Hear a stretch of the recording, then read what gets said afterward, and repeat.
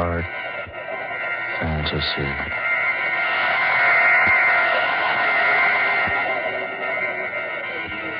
Spawn of the subhuman.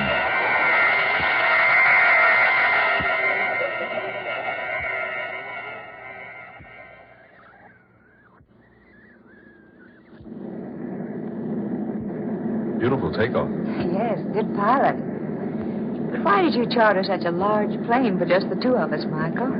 Isn't this being just a bit too pretentious? Nothing but the best from now on, Angela. Besides, this was the only plane available. You can unloosen your safety belt now. I might as well confess that the real reason I was late was because I took so much time reading the notices in the paper this morning. Weren't they superb? Excellent. The audience was quite nice to me last night. Extremely appreciative, but I didn't expect such fine reports from the press. Didn't I tell you before the concert that you'd be a hit? Today, my dear, you're recognized as the outstanding soprano of the nation. You've had a lot of faith in me, haven't you, Michael? Well, offhand, I'd say I have, yes. You spent a lot of money to make me a success. Don't worry. I'll collect every cent of it back if we get as good houses as we had last night. Michael. Yes, darling? Do you feel, well, rather strange? Strange? No, dear. Why? I feel like something is going to happen. What makes you say that? I don't know. A feeling of impending danger just seemed to come over me all of a sudden. Danger? What possible danger could we be in? I don't know. But I've had this feeling before. It's like someone had spread a shroud down over this airplane. Oh, now that's a peculiar way to talk, Angela. It's the same sort of feeling I had that day Stephen disappeared. Stephen Wilder? Yes. Angela. I was riding in my car that day. I'd been to a matinee with several of my friends. We'd had a glorious time. I was quite happy. So I drove out into the country with the top down on my car. The wind was blowing against the car, just as it's blowing against the plane now. And the sun was glistening on the bright metal of the car, just as it's glistening on the wing out there. Darling, please don't think of that now. Oh, it was a lovely day. Just like today. My heart was very light. I was happy. Thrillingly happy. Stephen and I were to be married within a week. Angela, please. And then, for no reason at all, I had that strange feeling. It just came out of nowhere and settled down around me like a huge cloth might cover the body of someone who had just died. Don't talk that way, darling. It was the strangest feeling I'd ever experienced. Weird. Terrible. It gave me the feeling that 100,000 evil spirits were racing at a maddening pace behind my car, trying to catch up with me, clutch me in their bony, fiendish hands. That was so long ago. 5 years. So long ago. It seems like yesterday. Then, when I speeded up the car, something began to pound in my ears. It's pounding there now, Michael. It's pounding there now. Angela, please. The faster I drove, the more that evil shroud hung over me. I gave the car more gas. More. And then... When they found you in the wreckage, they thought you were dead. I couldn't make the curve. The motor had reached full speed. I could think of but one single danger. The invisible danger that raced there behind me, striving to catch me in its hold. But there was no one. Nothing. Oh, but there seemed to be. And what was so strange, all of a sudden that bright day vanished. Just vanished. Clouds came out of nowhere and hid the sun from sight. Darling, I better pull down this shade on the window. Oh, Michael, wait a minute. Look. Look outside. Clouds. We're flying below them. And they've completely blotted out the sun. The sun will be out in a minute. Oh, it's just like that day. Clouds hiding the sun. Just like they did that day. Oh, just a coincidence. Dark, dreary clouds. Followed by loud bursts of thunder. Listen. Oh, Michael. What does it mean? Nothing at all. Just a thunderstorm. Pilot will go up and fly above it. Why didn't he go up above the storm when he saw it? Oh, I don't know. Because he didn't see it, that's why. Certainly he did. No. Well, it came up. Just like that day 5 years ago. Out of nowhere. It came up before the pilot was even aware of it. Oh, nonsense. It wasn't nonsense 5 years ago. First the clouds, then the thunder, then it began to rain. Well, look for yourself. It's not raining now. It's nothing but an electrical storm. See, we're going above it. Oh, Michael, I'm frightened. There's nothing to be frightened about. There, look. There's the sun again. It was all so strange. That feeling. The clouds hiding behind the sun. The thunder. Sure, but no rain. Mr. Brock? Oh, Michael. Darling, just the pilot talking to us over the talkback system. Push that button right there so I can answer. Mr. Brock, Miss Rhodes. Yes, pilot, what is it? Don't be alarmed about the storm. We're above it now. Oh, yes, thank you. Just an electrical storm, isn't it? No, sir. It's more than that. It's raining cats and dogs down there. Michael. Rain. Oh, Michael. We're up above the storm. Nothing can harm us here. You remember, don't you? I never saw Stephen Wilder again after that experience I had 5 years ago. Yes. Yes, I remember. No one ever saw him again. He just disappeared. Please, darling, don't think about it anymore today. You're tired. Perhaps a little rest would do you good. Oh, yes, you're right. I am tired. Just lie back and relax then. Honestly, sweet, there's nothing to be worried about. We just happened to run into a storm and you thought about that old experience of yours. I wonder, Michael. I wonder if we did just happen into the storm.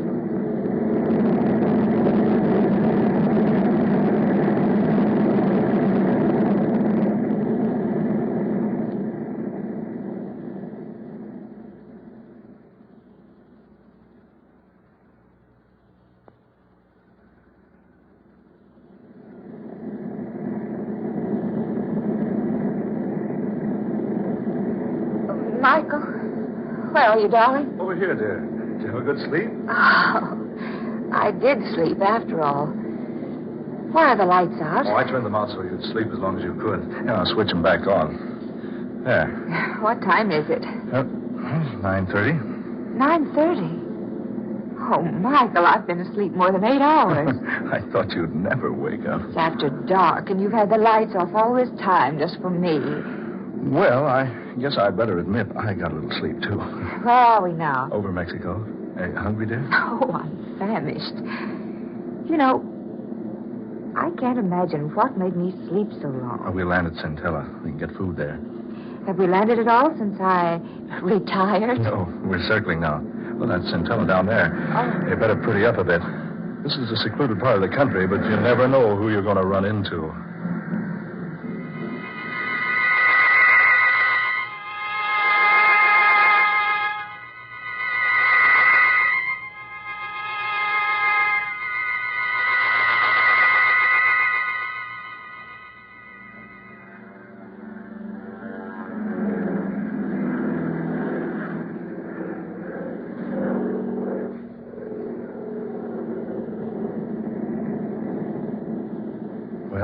That was Centella. How long before we're in Monterey? Oh, about an hour. Did you get good reservations? The best. Did you enjoy your dinner? Oh, immensely. That was a nice place. Certainly a rough landing field, though. Well, it's not actually a landing field. We had to land someplace to refuel before we got to Monterey, so I picked Centella. I enjoyed it. A quaint little place. It's a funny thing, Michael. Did you notice the plane? What do you mean, dear? It didn't look a bit like it had been in a rainstorm. I thought you'd forgotten all about that. Of course, it didn't look like it. We flew above the rain before it started. Oh, yes, that's right. Well, If you don't mind, I'm going to spend the next hour looking through my fashion magazines before we land at Monterey.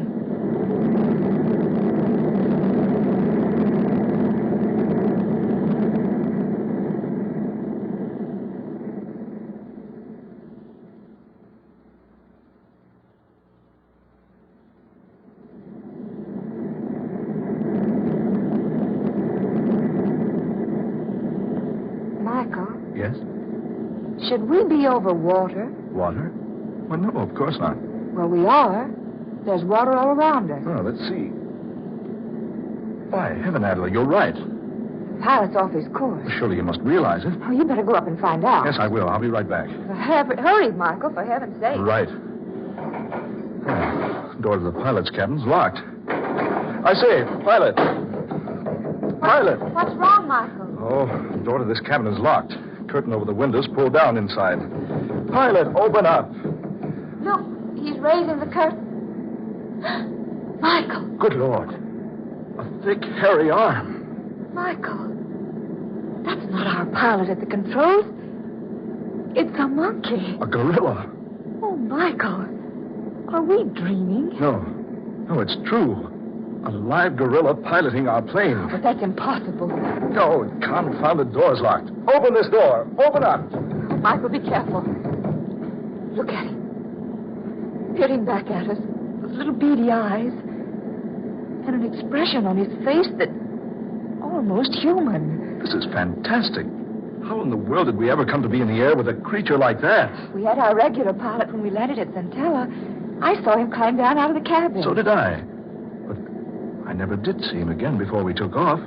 Naturally, his back was to me when I gave him the go-ahead signal. Oh, Michael. Michael, now what? Oh, we're over land. It's bringing the plane down. Oh, Michael.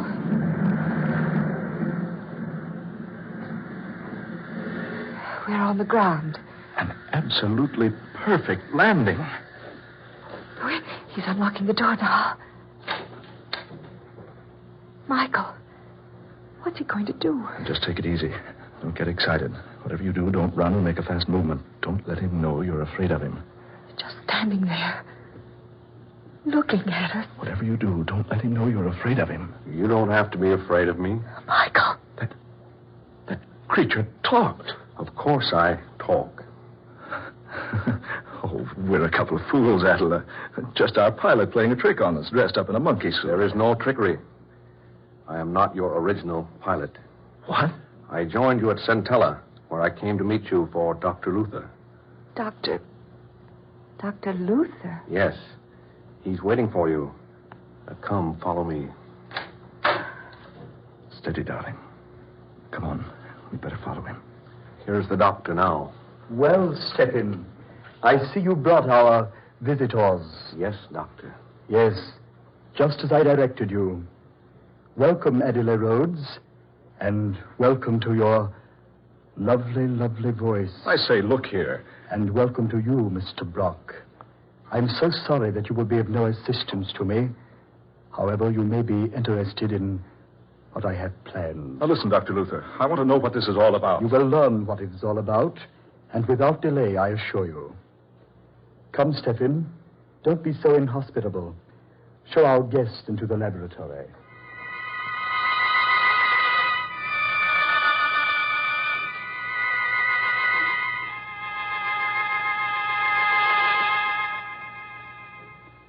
Sit down over there, my dear. Over here, Mr. Brock.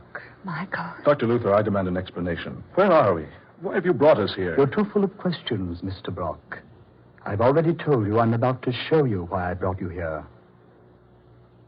Here, high in these mountains, secretly, I've been working for 5 years, experimenting, testing, trying to accomplish what everyone would have said was utterly impossible had I told them about it.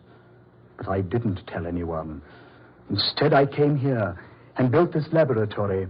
You see, it's fully equipped and modern in every detail. Now, look here, Dr. Luther. During those 5 years, I trained Stephen here.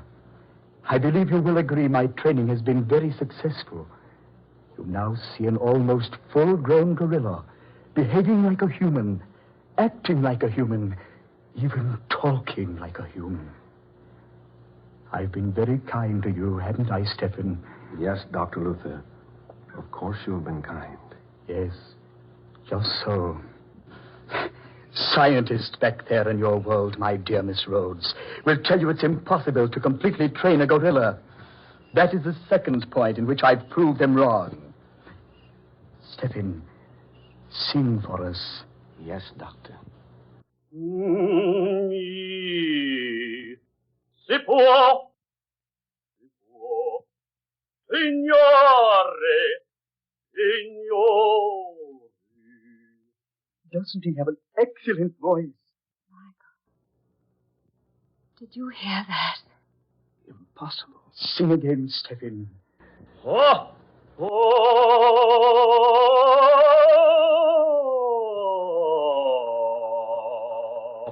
You see, soon he will be world famous. I shall travel with him, take him to the four corners of the earth, and show people how well my gorilla sings. Oh, Michael. I can't believe it. That's Stephen Wilder's voice. It can't be. Ah, but it is. Yes. Now I remember. Now I know who you are, Dr. Luther. Stephen Wilder had an appointment with you that day he disappeared 5 years ago. I'd forgotten all about it, but I just now remembered. So that's what happened to Stephen Wilder. You kidnapped him and brought him here and... You... Precisely. I brought him here to do what others said could never be done. When I chloroformed him 5 years ago and brought him here, I thought I was ready. But my gorilla wasn't. So I had to wait. 3 months ago, I performed the operation. Operation? I removed the vocal cords from the man and grafted them into the gorilla. Oh. This is ridiculous. A thing like that can't be done. Oh, surely you don't deny the proof I've just given you, Mr. Brock. Stephen, sing.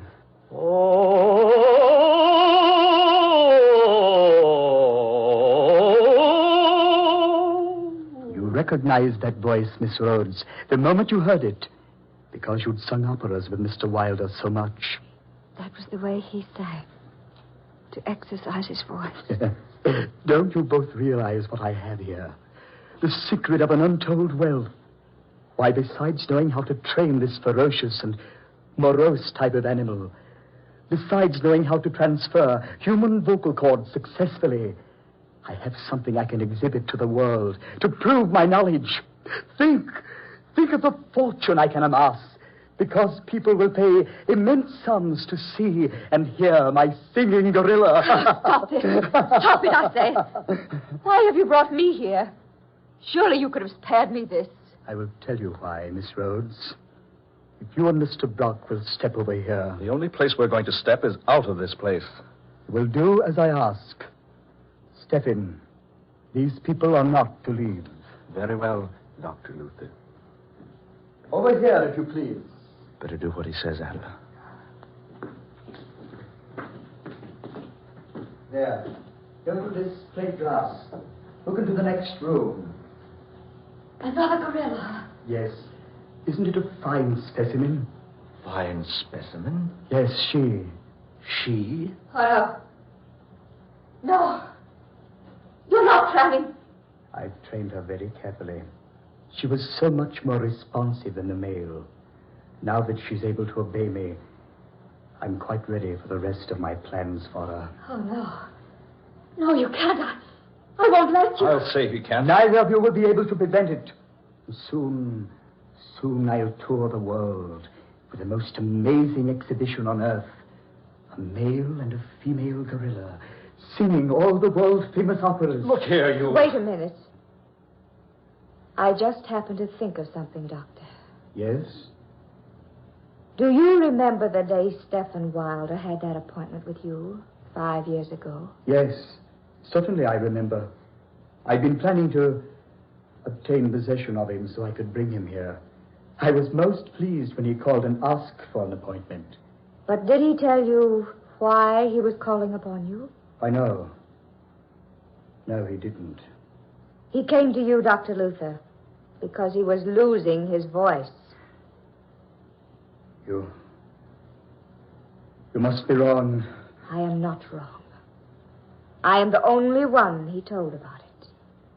It had been worrying him for a long time. You see, the more he sang, the worse his voice became. He was gradually losing it. But that's impossible. Do you think so, Doctor? You're a specialist on that subject. That's why he was coming to you that No, day. you must be wrong. After all the work I've done. Your gorilla will lose his voice, Dr. Luther.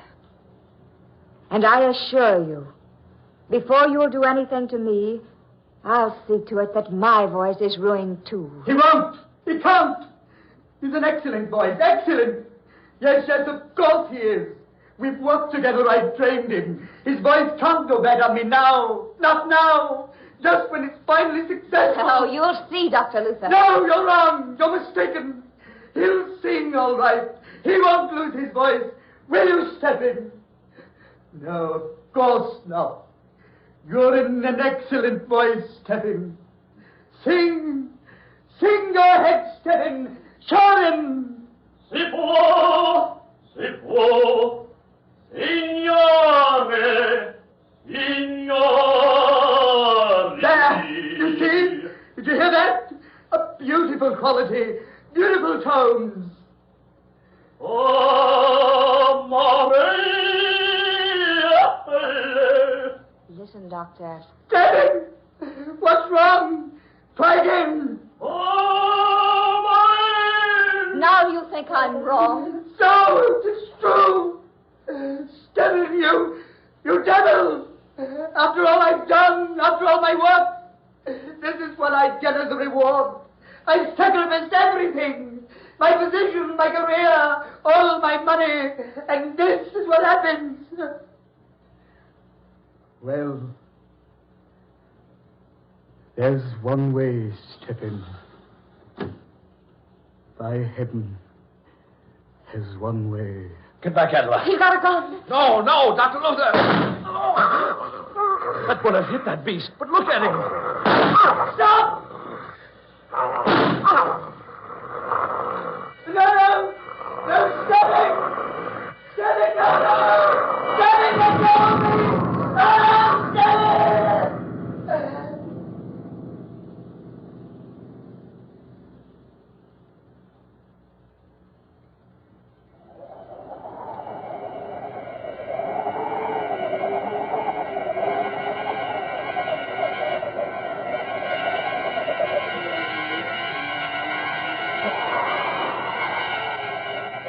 Dark fantasy.